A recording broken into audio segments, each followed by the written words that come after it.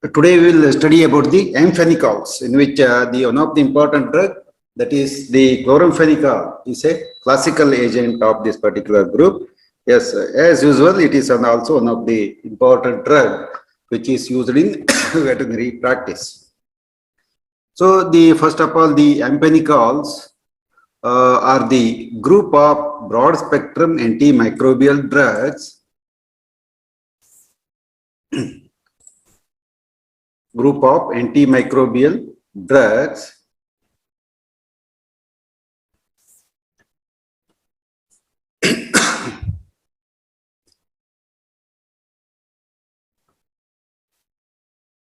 which function by blocking protein synthesis of the susceptible bacteria. So as usual, this is also a protein synthesis inhibitor. And these drugs are structurally related and belong to the class of antibiotics with phenyl propionic structures. So the amphenicols include chloramphenicol, the parent compound, and its congeners, especially the thiamphenicol, then chlorphenicol, then azidamphenicol. So all these phenicols are very commonly used in the veterinary practice. That's the chloramphenicol only, whereas the other preparations are not so commonly used. Then the amphenicols, the first agent is the chloramphenicol. So chloramphenicol is a broad spectrum bacteriostatic drug, and it is initially obtained from the Streptomyces venezuelae in 1947, but not now it is manufactured synthetically, because it is very difficult to get all the products which is required. Tons of the chloramphenicol is required, and hence it is very difficult for the pharmaceutical chemist to particularly supply this drug in such bulk quantity. So the thing to be remembered is the chloramphenicol is obtained from the Streptomyces venezuelae in 1947, and chloramphenicol is used in the varieties of the infections in human and veterinary medicine, particularly those caused by the anaerobic bacteria. That's also one of the important thing, anaerobic bacteria. So the clinical use of this drug, especially, it has been declined due to the bacterial resistance and safety concerns. But the global problem of advancing bacterial resistance to especially the new drugs led to renewal of the interest in the use. Yes, because once upon a time, this drug was very commonly used in the veterinary practice, and the later slowly the resistance developed, especially to the chloramphenicol is concerned. Hence now modern drugs, other drugs, especially the cephalosporins and the advanced versions of the penicillins are being taken place. Of course, the new drugs are totally stopped, especially in case of the sulfonamides are concerned, when the amphenicols, whereas these amphenicols, then beta-lactam antibiotics, especially the cephalosporins, they are the very fastest developing antimicrobial agent. So this is, but the thing is, now they have totally stopped the use of chloramphenicol and started using the fluoroquinolones. They are the fastest developing drugs, like enrofloxacin, morbifloxacin, and so many floxacins are used very commonly. Because of this thing, the chloramphenicol is not used in veterinary practice. And because of this thing, now, if you take the milk of a mastitis cow, then the sensitivity pattern, if you check, it will be highly sensitive to chloramphenicol because of the discontinuation of the use of the chloramphenicol is concerned.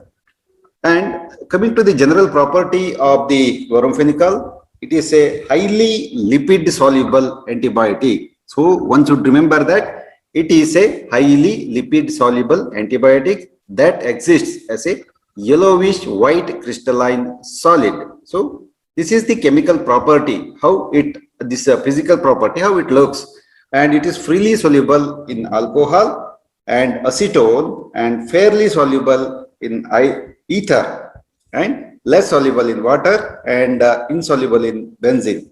So we are all telling all these minimum properties, physical properties, because of course you are not concerned with the physical and chemical properties. But the thing is, you should know whether it's an acidic drug or basic drug or the neutral, because whenever you are injecting two or more drugs, then simultaneously there is a chance that drug interaction may happen. That's why you should know, especially this drug should not be mixed with the amphenicals and aminoglycosides also. So it is marketed either as free base or in the ester form. Usually the ester forms, example, the palmitate, chloramphenicol sodium succinate, or chloramphenicol pantothenate. So here you can see that one vial of the chloramphenicol is here. Usually it's a human preparation. So usually the 1 gram is the standard dosage protocol, but some of the companies, they have the chloramphenicol 2 grams per these substances are there very commonly, it's available. And cost of the chloramphenicol when compared to the cephalosporins, third generation cephalosporins like ceftriaxone and cefepime, etc., the cost is less, about 40 to 50 rupees per 1 gram. It is there. So this is one of the factor to be remembered. The cost is also less, and it is marketed as free base or in the ester form. And in different countries, different ester forms are used. See, the chloramphenicol palmitate. This is the succinate injection, especially the different trade names are there. So here I have here displayed one trade name, that is the Jectopen. So you need to remember all these things. You should see, you should go to the nearest medical shop whenever you are practicing and see what are all the human preparations he has kept. Or else, as it is required for the practice, you can make it to be procured in the medical shop and use it. So the other physical properties are, it is insoluble in water and sparingly soluble in alcohol. So it is used for the oral administration. So this drug, sometimes it is used as oral administration. And the chloramphenicol sodium succinate, especially sodium succinate, you are seeing the vial here, chloramphenicol sodium succinate. Please remember this particular thing. And it is freely soluble both in acetone and water. Of course, it is water soluble, that's enough for us, because we can store it in the powder form and reconstitute. And therefore, it is used for the parenteral injection. And the inert chloramphenicol esters are hydrolyzed in vivo to free biologically active chloramphenicol. So the chloramphenicol, it is esters are inactive biologically, and once they hydrolyzed in vivo, when it is taken inside the body, then they become active when it is taken inside, or else outside it is inactive. And when it is taken inside by the animal, maybe through any route, then it becomes active. Coming to the chemistry and structure activity relationships, or the structure activity relationship is shortened as SAR. So the chloramphenicol, it is a D-thio dichlor acetamido 1P nitrophenyl 3 propanediol. This is the chemical name of the chloramphenicol. So this is shortened as the chloramphenicol. So it is a very long name, very difficult to remember this chemical name. That's why the generic name, the chloramphenicol, is kept, which is accepted by the entire world is concerned. Whereas the trade names are just like this. Different companies manufacture in their own trade name. And here also you can see that this is the generic medicine. So generic medicines will look like this. It is not having any trade name. Here you can see this is the generic medicine, and this is the medicine which is a branded medicine by the Fusion Pharmaceutical Company. Whereas here also it is produced by some pharmaceutical company, but it is a generic medicines. Means it is not a what you call as the licensed or branded medicine available free in the market. And the thing is, it is a derivative of nitrobenzene and dichloroacetic acid. So nitrobenzene and dichloroacetic acid, they make the chloramphenicol. So it is unique among the natural compounds having nitrobenzene moiety in its structure. So the chloramphenicol exists in 4 stereoisosomes. Only the trioform, D trioform, D form, L form and D form, levorotatory or dextrorotatory, you know very well, whereas the D trioform is having the antimicrobial property. So the synthesis of the derivatives such as palmitate, ester, the stereochemical configuration of the propanol, that's the propanidiol side chain, is totally retained. So the para nitro group is not important for the antimicrobial activity. We will see the structure later. The p-nitrophenyl group may be changed to ortho or meta-nitro compounds or even be replaced by halogen without significant loss of the activity. That means if we change the structure in different groups, especially the p-nitrophenyl group, the activity will be not lost. So the p-nitro group has been implicated in the irreversible suppression of bone marrow. That is the one of the toxic properties need to be remembered, especially in case of the chloramphenicol is good. That is, it has got the irreversible suppression of bone marrow on chronic administration, prolonged administration.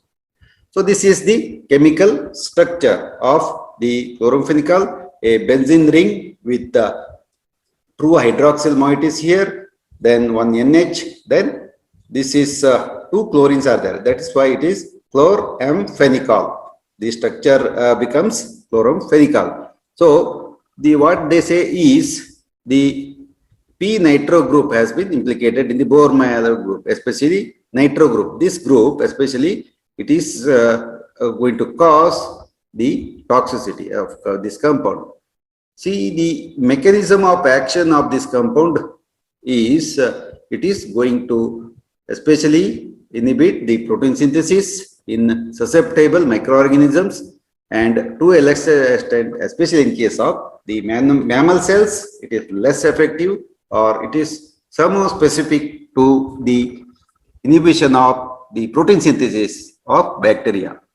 So once inside the bacterial cell, it binds reversibly to the 50S ribosomal subunit, whereas the tetracycline, it is 30S subunit, and prevents the activity of the peptidyl transferase enzyme. So remember this particular thing. It is going to bind with the 50S subunit of the ribosome and prevents the activity of the peptidyl transferase enzyme. And this interferes with the transfer of elongating polypeptide chain in the newly attached amino acid tRNA at ribosome and mRNA complex. So this you know very well, because in the first class, that's the introduction class, we have learned the bacterial protein synthesis. So usually what happens, the alanines, 2 types of the alanines and lysines, they are joined together by the peptidyl transferase enzyme, and the chain elongation will take place, and this is inhibited by the chloramphenicol, and the mRNA complex is taken out. So here also the growing polypeptides, then he can see that this is the growing polypeptide here. So this is the mRNA, which is 30S and 50S, whereas the growing polypeptide chain, totally it will be inhibited by the tetracycline prevent by binding of tRNA to a site of mRNA, messenger RNA ribosome complex, so that the amino acids here, they need to be joined together by the transpeptidyl enzymes, whereas the chloramphenicol binds to the 50S subunit of P site. This is the P site. Of course, they are all overlapped here. So this is the P site of the 50S ribosomes and inhibits the transpeptidation reaction. That is the transpeptidation reactions. So the tetracyclines, yesterday we have seen in detail about the mechanism of action, how it binds with the 30S, and also inhibits the bacterial protein synthesis. So the chloramphenicol is going to bind with that of the specific P site especially here you can see that this is 30S, and so these are the mRNA templates and the different sites on the bacterial this ribosomes. Then it is going to inhibit the transpeptidase enzyme and the transferase site, and because of this thing, the instead of the forming regular polypeptide chain, nascent polypeptide chain will be formed.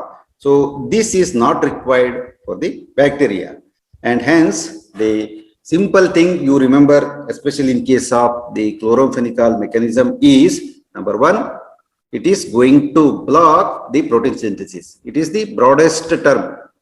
At least you should remember this thing. Or second, number one is still going deeper. It is going to bind with that of the 50S subunit of the bacterial ribosomes. So two subunits, 50S and 30S. It is going to bind with the 50S subunit of the bacterial ribosomes. And still further, if we ask the question, what else the molecular mechanism? Then you can say that chloramphenicol binds with the P site of the 50S subunit of the ribosome and the stops the transpeptidation reaction. Transpeptidation is nothing but the joining of the different amino acids, especially while forming the polypeptide chain. The transpeptidase is the one which joins the different amino acid to form the chain, whereas this chain is inhibited, hence the protein synthesis is inhibited. So hope you get this particular thing. So here also the mechanism is same, especially in case of tetracyclines. Just thing is the site is different. So the number one to be remembered, it is going to block the protein synthesis, and also it is going to block with that of the 50S subunit of the macrosome, and still inside it's going to block the P site and also the transpeptidase enzyme, and nascent produces the nascent polypeptide chain. This is the mechanism of action of the chloramphenicol. And here also you can see that the macrolides, here it's a totally general mechanism of all the amino acids, especially see here, this is the total mechanism how the bacterial protein synthesis is being done. So here already know that the site, especially E, P and A site are there, especially in the subunit 13, and the aminoglycosides are going to bind with that of the, especially here, the binding of the particular protein synthesis, especially it is bound, and the amphenicols, especially chloramphenicol, is going to bind with the P site here, P site, and stops the protein synthesis or growing polypeptide chain stops, whereas the tetracyclines are arresting the A site here. And the tetracycline is also going to act on the same site where tetracyclines are going to act, whereas the other macrolides are going to stop the polypeptide chain growth. That means they are going to stop the chain synthesis, especially in case of the bactericidal, especially the oxazolidinediones. So they are called as the, one of the example is lenil salt. It is also going to stop the synthesis of the bacterial protein synthesis, but it is not going to act on the block the ribosomes, etc. It is going to block the chain, especially formation of the chain. So a little explanation is, by binding to specifically to the 50S ribosomal subunit, the chloramphenicol also appears to hinder the process of the amino acid tRNA to the receptor site of the ribosomal mRNA complex. So there are two ends, especially the polypeptide chain. One is the tRNA end and another one is the mRNA end. So the binding of tRNA to its codon is not affected, but the failure of amino acid tRNA to associate properly with the receptor site, then especially the binding up of the particular tRNA at the receptor site prevents the subsequent transpeptidation reaction catalyzed by the peptidyl transferase. So peptidyl transferase is one of the important enzymes, especially which is the mRNA will instruct particularly the transpeptidase to carry which are all the proteins and amino acids required to the bacteria, and ultimately the tRNA directs the transpeptidase to join these amino acids. Hence, this step is blocked. Although host ribosomes do not bind effectively as do bacterial ribosomes, some host ribosomal protein synthesis is also impaired because the ribosomal structure is different, that is 60S and 40S, and here 50S and 30S. So the effect of chloramphenicol is usually bacteriostatic, just like, but at high concentrations against some very susceptible organism, it can be bactericidal. So you know what is a bacteriostatic drug and bactericidal drug. So the penicillins are the bactericidal drugs because they are going to lyse the cell wall of the bacteria.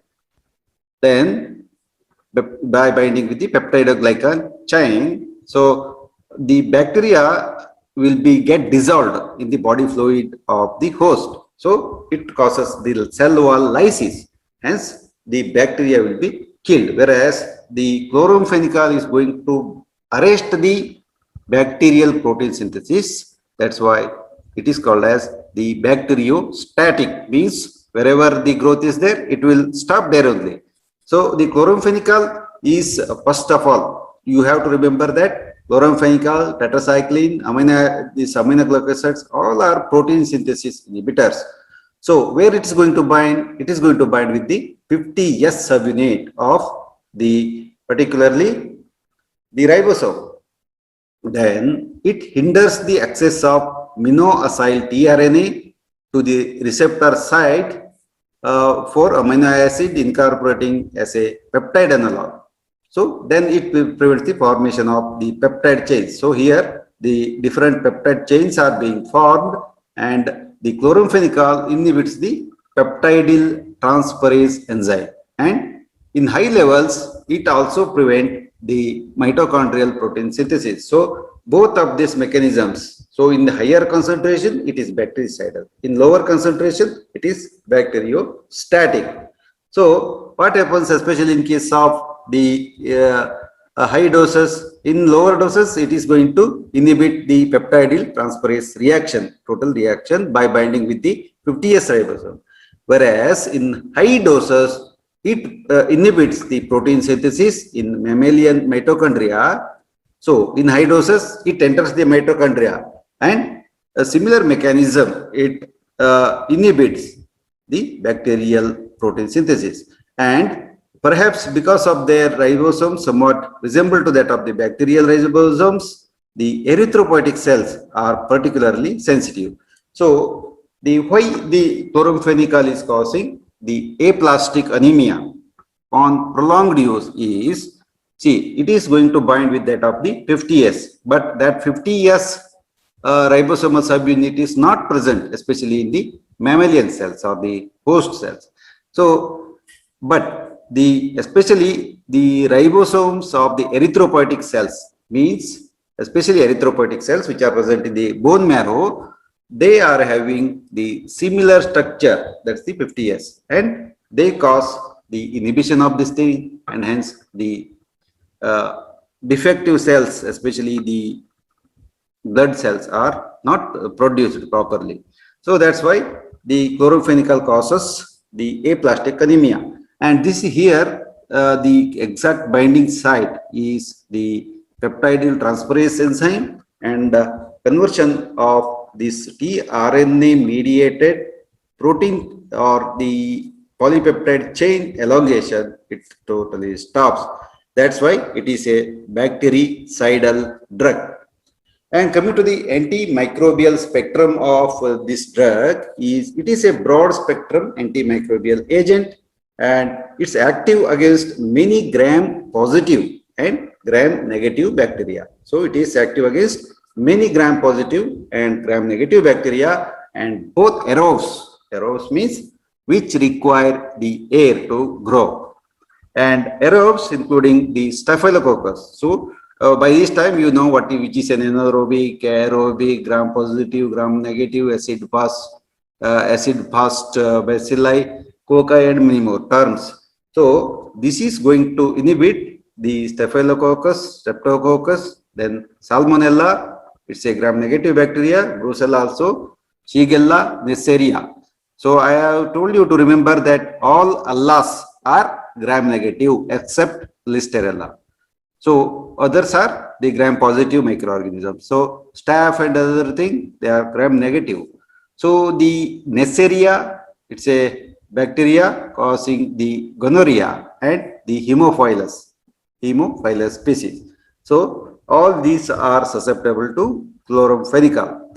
And the Salmonella, once upon a time, the chloramphenicol was used as a very specific drug for the typhoid, Salmonella typhi. It was effective against those things, but it used to cause the aplastic anemia, because after 14 days the person used to develop the anemia, and it was need to be treated. Now this has been replaced by the fluoroquinolones, especially the higher generous fluoroquinolones, especially the danofloxacin and morbifelloxacin. All these floxacins are effective in the typhoid.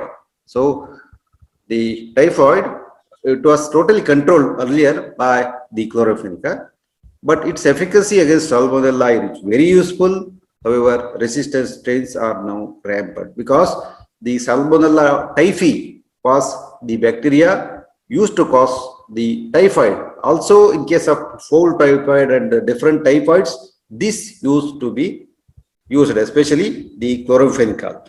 But now the other drugs with less toxicity are available. Hence, this has been stopped. Especially chloramphenicol is not used in case of United States of America, etc. It is being banned. Whereas these drugs are still available in India and other sub-countries. Then many gram-negative anaerobes, including the Clostridium, then bacteroids, the Fusobacterium, then Veillonella are reported to be sensitive to chloramphenicol. And the chloramphenicol may also have activity against the Nocardia, then Rickettsia, Chlamydia, and Mycoplasma.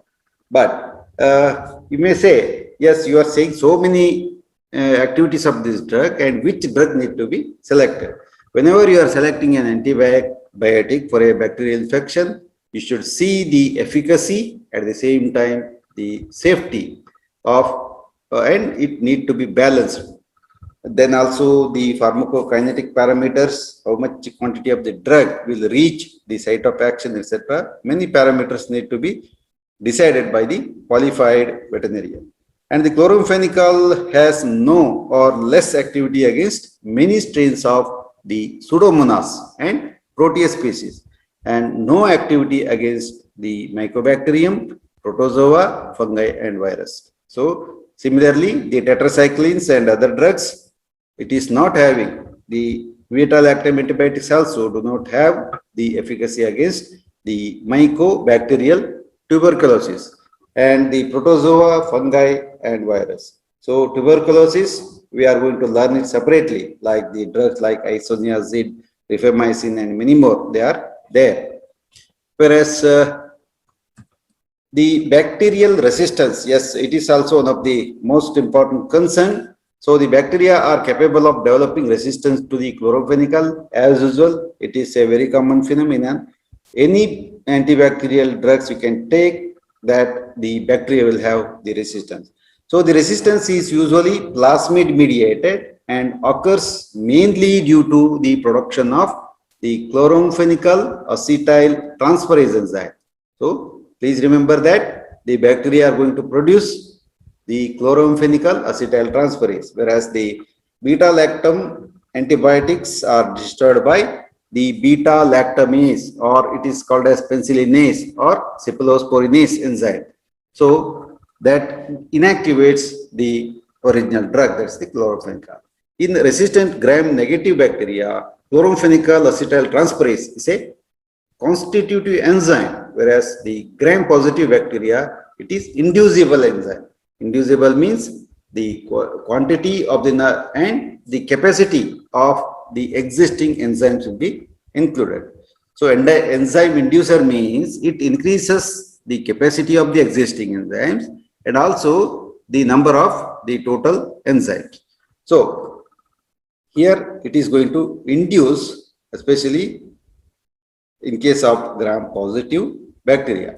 Then the non-enzymatic resistance, like the decreased permeability of the antibacterial into the bacteria, example the E. coli and Pseudomonas, and the lowered affinity of the bacterial ribosomes for chloramphenicol. So this is also following the general mechanism of resistance. Number one, it is going to produce the enzyme chloramphenicol acetyl transferase enzyme, which is going to inactivate the chloramphenicol, and secondly, it is going to decrease the bacterial cell permeability to chloramphenicol, and also the it going to decrease the affinity of bacterial ribosomes for chloramphenicol. So these are all the mechanisms of resistance. So the bacterial resistance to chloramphenicol often occurs together with the resistance to tetracycline. So these are all brothers and sisters. So the tetracycline or erythromycin means it's a macrolide, the streptomycin, the aminoglycoside, ampicillin, a broad spectrum. This is ampicillin is a beta-lactam antibiotic, and some other antibiotics, because most of the plasmids go to multi-drug resistance. So this is one of the very great concerns nowadays. If the bacteria are so clever that they will gain resistance to one antibiotic, and they will transmit the same to the other antibiotic, other microorganisms, so that they become resistant to the so many other drugs, and it is called as the multi-drug resistance. So this is a very common phenomenon, especially in case of the chloramphenicol. So the thing to be remembered, especially in case of the mechanism, the 50S ribosomal subunit, etc., and the protein synthase inhibition is there. Whereas the pharmacokinetics, the points to be remembered is the chloramphenicol is highly lipid soluble drug. So it is very rapidly and efficiently absorbed after oral administration. So any lipid soluble drug will be absorbed very fastly through the intestine, and the peak plasma concentration is generally achieved within 30 minutes. Number one, fastly absorbed, as it is highly lipid soluble. Whereas in case of ruminants, chloramphenicol is not available for absorption after oral administration, because the ruminal microflora readily reduce the nitro group and inactivate the chloramphenicol. So this is one of the important factor, that especially in the ruminants, one should not administer the chloramphenicol orally. Orally this is not effective, whereas in case of monogastric animal, orally this is effective because it is having high lipid solubility. Whereas in case of ruminants, please remember this thing, I am telling it to 2 or 3 times, there is no problem. Ruminants, if you administer the chloramphenicol orally, it will not be available for the absorption, because the ruminal microflora, they are going to metabolize the chloramphenicol, because they are going to inactivate it, especially the chloramphenicol. Then coming to the absorption and distribution, so now you know that kinetics and other things, they always it is related to the ADME, absorption, distribution, metabolism, and also the excretion pattern. And it readily crosses the cellular barriers and achieves very high levels in most tissues and fluids, especially In case of CSF, brain, then aqueous humor and placenta. Whereas the other antibiotics like the beta-lactamase and tetracycline, they will never pass the blood-brain barrier. So the beta-lactamase antibiotics, they will pass the blood-brain barrier if the meninges or damage is there. Whereas this drug will pass all the barriers after IM or subcutaneous injection, and it requires the hydrolysis in the plasma and liver to release the active metabolite. That's very well known. That's a natural phenomenon. It will happen. So the peak concentration in CSF is almost half of the plasma concentration. This is very high because of the blood-brain barrier. Most of the antibiotics, they will not cross the thick endothelial cells of the blood-brain barrier, and because of this thing, the brain microorganisms, brain invading microorganisms are not killed by the other antibacterial drugs except the chloramphenicol. Especially in case of cattle, which is a meningitis is caused, then this drug is very effectively, this is used in case of the cattle and also in case of the mastitis. Then metabolism, the plasma therapeutic range of the chloramphenicol is 5 to 15 microgram per ml. That means in case of plasma, if you calculate the concentration of the chloramphenicol, it should be 5 to 15 microgram per ml. Then it will be effective on the bacteria and binds to the plasma proteins to the extent of 30 to 60%. Plasma protein binding is also in the average, whereas the chloramphenicol is highly eliminated by the hepatic metabolism via glucuronide conjugation. You should remember this thing because there is a species specification in the glucuronide conjugation and the inactive glucuronide metabolite. So this chloramphenicol becomes a substrate for the glucuronide conjugation, and the inactive metabolite as well as some active unchanged drug, usually 15 to 20%, is excreted mainly in the urine by the glomerular filtration and tubular secretion. Both glomerular filtration, GFR, and the tubular secretion. So in the Bowman's capsule, the glomeruli will be located, and it will the blood cells, they are squeezed and especially they are filtered. So after filtration, they will be reabsorbed back. That's called as the tubular secretion. So usually 15 to 20% of the drug is excreted mainly in urine by glomerular filtration.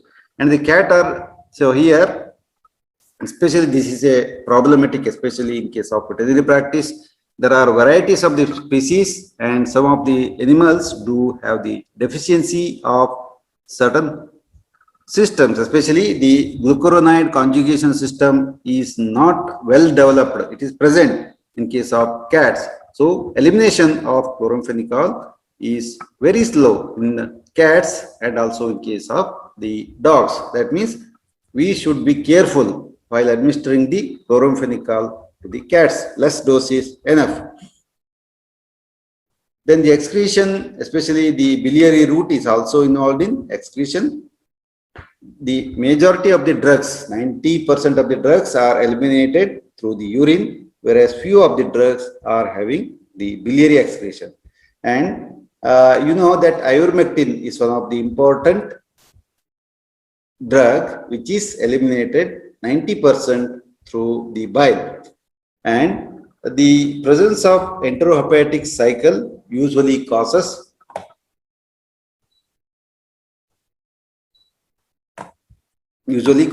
especially elimination of the half-life of the chloramphenicol in dogs, in cats and ponies is just 1 to 1.5 hours, or 4 to 8 hours in case of the cats, and less than 1 hour in case of the ponies. So it ranges, especially the short half-life of the antibiotic in ponies and horses makes the chloramphenicol unsuitable for equine. So repeatedly you have to administer this thing because of the very short half-life, especially less than 1 hour in ponies. whereas it is 4 to 8 hours in case of the cats and 1 to 5 hours in case of the dogs. Of course, the cattle also ranges in these numericals itself. And coming to the side effects, there are varieties of the side effects, of which we have discussed already one, that is the aplastic anemia causing property of the chloramphenicol. So it is having, when compared to the other antibiotics and other thing, it has got a low order toxicity in domestic animals when used in recommended dosages. So if it is used in the recommended dosage for a recommended period, then it causes very low toxicity. So, but the few of the adverse effects associated with chloramphenicol, especially may be observed, especially in case of the animals. Number one, it is the bone marrow depression. So the bone marrow depression is caused because the chloramphenicol may produce dose dependent, that is the reversible and dose independent, both bone marrow depression. The reversible bone marrow depression may be observed in all the species of the domestic animals, especially with prolonged use of this particular antimicrobial agent. So initially only it was mentioned that chloramphenicol is going to produce the aplastic anemia, but it is dose dependent but reversible, and dose independent also irreversible, especially the bone marrow depression. So bone marrow is the one of the organ where lot of erythrocytes are produced, and because of this thing, the anemia is produced, especially with prolonged use of the chloramphenicol, or else it is not going to cause. So it occurs due to the inhibition of the mammalian mitochondrial protein synthesis, especially in the bone marrow. So as usual, it is going to inhibit the 50S subunits, especially in the bacteria, and also the other subunits, 60S or the 40S especially, and irreversibly it is going to suppress the bone marrow. So the irreversible bone marrow depression is a very serious problem, especially in case of humans. So to repeat once again, it is a very serious problem in case of humans, but does not appear especially in the domestic animals. This is a very surprising thing, that it need not be banned, especially in case of the veterinary practice, because when compared to the human beings, it is not so toxic. So it mainly results, why this is occurring, from formation of toxic intermediate associated with the P-nitro group, which irreversibly damage the stem cells, especially human bone marrow stem cells. Stem cells means the cells which generate the erythrocytes. So they are very susceptible for the penicillins, this chloramphenicol, whereas the animal, it is not so like that, because the P-nitro group is not so specifically damaging the stem cells. The irreversible form of the bone marrow suppression is not dependent on dose and appears in some individuals only, just like it is idiosyncrasy. Idiosyncrasy, you know that in some persons it is going to exhibit the toxicity, and in others it is not. So usually 1 in 40,000, that means it's a very, very rare phenomenon after the drug has been discontinued. Of course, 1 in 40,000, usually such toxicities will be present.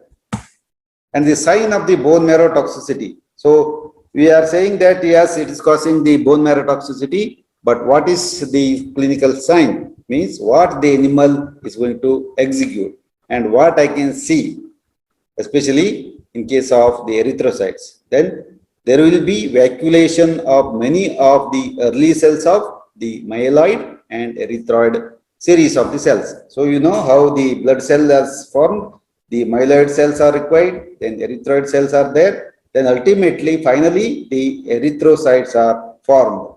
So this step is inhibited here.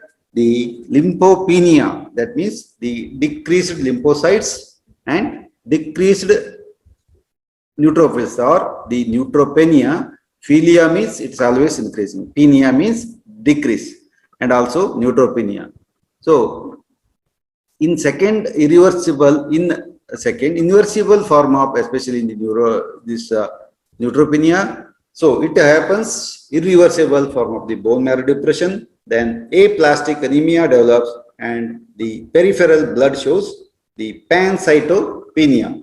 Aplastic anemia and the pancytopenia. These are all the very popular terminologies that are used in the toxicity of the chloramphenicol. The bone marrow is often hypoplastic or aplastic because of the reaction with that of the ribosomes and also the mitochondria. Chloramphenicol and fluorphenicol do not produce aplastic anemia as they do not carry the p-nitro group. So among the amphenicols, so many agents already we have discussed. So the thiamphenicol and fluorphenicol, they do not produce aplastic anemia. That means they are safe as they do not carry the p-nitro group. Then the gastrointestinal side effects.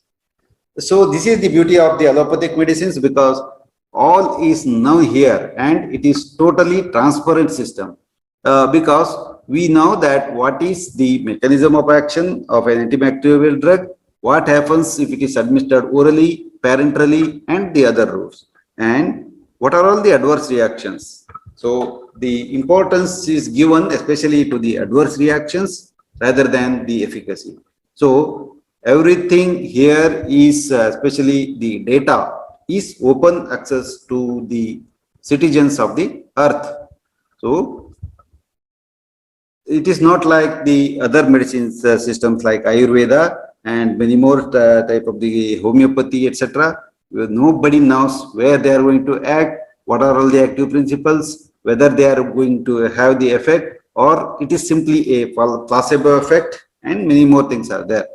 So it is not like this, especially in case of the pure drug forms, they will follow all the guidelines or the rules. And the gastrointestinal effect, it in high doses or the prolonged doses, it may produce vomiting, diarrhea, anorexia in case of the animal if it is given orally for prolonged period. But if you administer a short-term duration, about 5 days or 7 days, nothing is going to happen. So use of chloramphenicol in neonatal cows lead to malabsorption syndrome that is associated with the disruption of the small intestinal erythrocytes. And especially the cardiovascular side effects are very common, and it is if you administer the chloramphenicals very fast IV, then it causes especially the death, especially propylene glycol. It is containing the propylene glycol. So this excipient itself is a toxic substance. Then the suppose the propylene glycol is used maybe in case of the tetracycline also, the propylene glycol is used as the excipient or the agent which need to carry the chloramphenicol. So this becomes the toxic compound, and sudden collapse or hemolysis and death may occur in large animals. So the chloramphenicol sodium succinate is available as powder. So we are going to reconstitute it and use IV. That's safest drug, whereas the already prepared oily preparations of the chloramphenicol, they cause the toxicity if they are administered as IV infusions. So better to go for the intramuscular injections. Even though it may be a little painful, nothing is going to happen. So we always administer the chloramphenicol suspension as the intramuscular injections. Then hypersensitivity reactions, yes, some dogs and cats may show the hypersensitivity reaction to the chloramphenicol. That's a common phenomenon in most of the antibiotics, with greatest incidence in beta-lactam antibiotics, followed by the sulfonamides. The first antibiotics produce a lot of hypersensitivity in humans, but not in case of the animals. It's very, very rare in case of the animals. The reasons also we know that the haptens are not produced. The haptens which are required for the allergy are not present in the cattle. And because of this thing, the aplastic anemia will also occur. And Sometimes especially the dogs and cats, they show hypersensitivity reaction to chloramphenicol, and the end result is aplastic anemia, similar to that observed after irreversible bone marrow depression. So it is same. The bone marrow depression also, the aplastic anemia is there. If allergic reactions or the hypersensitivity reactions are also there, then aplastic anemia will be present. So sometimes the IgE mediated reactions like the rashes and fever may be present. So it occurs due to the accumulation of unconjugated chloramphenicol.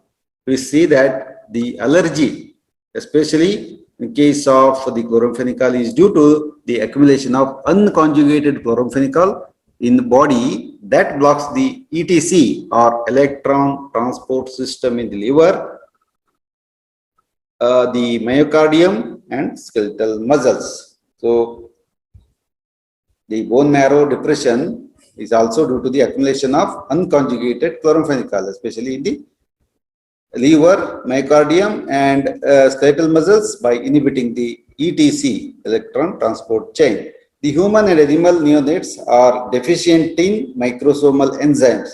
So in case of humans and also the neonates of the animals, they do have the hepatic microsomal enzyme deficiency to metabolize the chloramphenicol. Hence, the inadequately metabolized and excreted chloramphenicol causes the toxicity. Then the other effects, yes, it also causes a characteristic syndrome. Always it is of course, now nobody is using the chloramphenicol, but still this gray baby syndrome is a historical toxicity syndrome. So chloramphenicol causes some anti-anabolic effects in host animals due to the limited extent, especially in human neonates and the premature infants like this, especially the chloramphenicol produce the gray baby syndrome. So this especially the chloramphenicol causes pale of the blue skin. So the blue skin becomes pale and the eyes are looking lethargic. So just like if I see your eyes in the afternoon, it becomes very lethargic due to the sleep. So here, that's why it is called as the gray baby syndrome. The color becomes gray instead of the blue.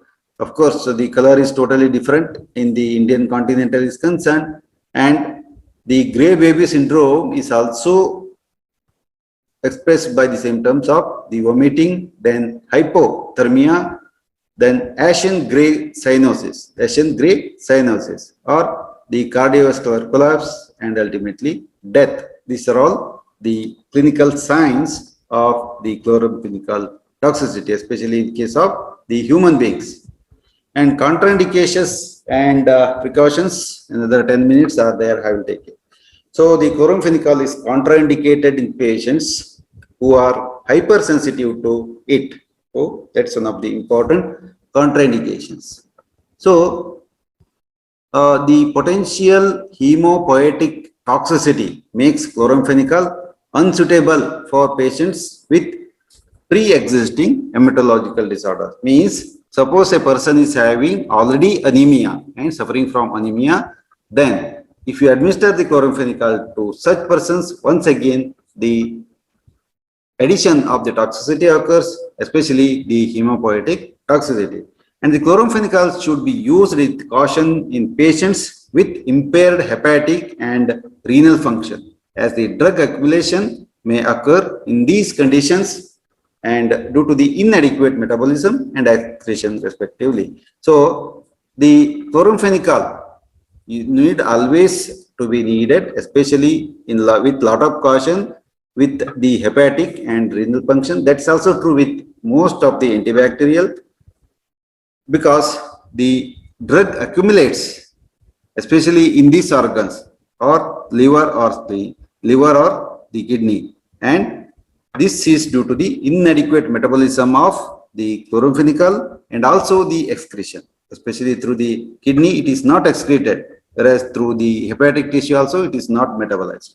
So because of this thing, in patients with the kidney damage or the renal damage, this should not be used. So sometimes the dogs will be presented to the clinic with the blood creatinine level above 3 or 4. So at that time, you should not administer the chloramphenicol.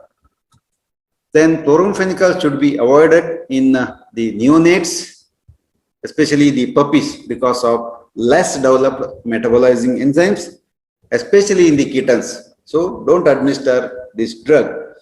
Whether you read the indications properly or not, always read the side effects, because you should not be responsible for the death of a innocent animal. So without your knowledge, if you administer some XYZ drug which is not indicated in that species, then the veterinarian or the physician, they become responsible because of the illiteracy about the drug. And the chloramphenicol should be given to the nursing bitches and queens, particularly during the first week after parturition. So it should not be given actually. So the drug interactions, chloramphenicol inhibits the hepatic macrosomal enzymes. Yes, this is one of the important drug which inhibits the hepatic macrosomal enzyme systems. Hepatic macrosomal enzyme system, and this property, it's responsible for the prolonged half-life of several drugs like the phenytoin sodium, the warfarin, primidone, and phenobarbital. So what happens is the chloramphenicol is a very good hepatic macrosomal enzyme inducer. So what happens if the it's a suppressor, it is the not the inducer, it is the suppressors, especially it inhibits the hepatic macrosomal enzyme. That's why the half-life of the other drugs which also metabolized by the same enzymes, it is prolonged, like the phenytoin, a anti-epileptic drug, the warfarin, the blood thinner, then the primidone or the anticonvulsant, it's also known as the mesalone, and phenobarbital, a barbiturate. These half-life of these drugs is significantly increased. So the conversely, the hepatic macrosomal enzyme inducers like the phenobarbital and rifamycin shorten the half-life of the chloramphenicol. That means they are the enzyme inducers, especially phenobarbital and rifamycin. They reduce the half-life of the chloramphenicol. And cyclophosphamide, it's a anti-cancerous drug or cytotoxic drug, and chloramphenicol combination can severely depress the bone marrow. So the combination should not be used. The macrolide antibiotic like the azithromycin, etc., they are also going to bind with the 50S ribosomal subunit of the susceptible bacteria and may potentially antagonize the activity of chloramphenicol by competing for same binding site, So 50S is also inhibited by the chloramphenicol, and hence these are also inhibited by the macrolides. So they are antagonistic to each other. And chloramphenicol should not be used with beta-lactam and aminoglycoside antibiotics, as the bacteriostatic action of the former may also inhibit the bactericidal action of the later drugs, especially the mechanism of action you know very well. So two bacteriostatic and cidal drugs should not be mixed. So this is also another thing is in case of the cephalosporins also, certain cephalosporins, they should not be mixed with the chloramphenicol. The anti-anabolic effect of chloramphenicol may impair the immune system response to the vaccines, especially though that's why they should not be used with the vaccines. Suppose if you are taking any vaccine nowadays, it's the era of the corona vaccine. So therefore, immunization program, especially now you have to have the vaccine, and of course you should not take any such drugs like the chloramphenicol maybe or some steroid and NSAIDs in high dose. So suppose you are getting the little pain and other thing or the fever, you can take the paracetamol, but if possible in animals, these should not be given, especially the chloramphenicol. Or else when you are administering the chloramphenicol, try to avoid almost all the drugs because you do not know what is the drug interaction between two drugs. So it is always better to stop this particular thing. And the clinical uses and doses will finish up this thing. In case of human medicine, chloramphenicol is mainly used, especially in the typhoid earlier, whereas the microbial infection of the animals, especially the salmonella and bacterioids, they are treated with chloramphenicol. Especially the chronic respiratory infections, otitis externa, are often responsive to chloramphenicol because it passes all the barriers. That's the advantage. So the chloramphenicol is also effective against many other infections, especially the apprehensions of developing resistance against the Salmonella typhi, which causes typhoid in human beings, have been restricted its use only in non-food producing animals because there is a chance that this cross resistance, if you use it in the food producing animal, they become resistance, then the same milk will be consumed by the human beings and they may get the resistance. That's why it is not to be used. In case of human medicine, it is, it was, now it is not is, we have to change it as was, mainly used in the treatment of Salmonella typhi infection, the typhoid and some other infections, especially the brucellosis and bacterial meningitis. Yes, this is very important because most of the drugs are not passing the blood-brain barrier and not treatable by the other antibacterial. And combined formulation of the chloramphenicol with any of the drug is banned in many countries, especially in the United States of the America. It is banned in case of the human use. And also in case of veterinary, it is banned because of the human public health implication. You should remember the reason why it is banned, because it may transmit the resistance to the human being. That's why it is banned. And the dose is, please remember the dose, it is 40 to 50 milligram orally, IM or IV, 40 milligram. The vials available are 1 gram. So the cats 12.5 to 20 milligram, horses 50 milligram orally 4 times, because it's a monogastric animal, you can administer, or better to administer the injections 20 to 50 gram IV 2 to 4 hours. And in case of birds, rarely, in case certain infections, it may be used orally for 3 to 4 times.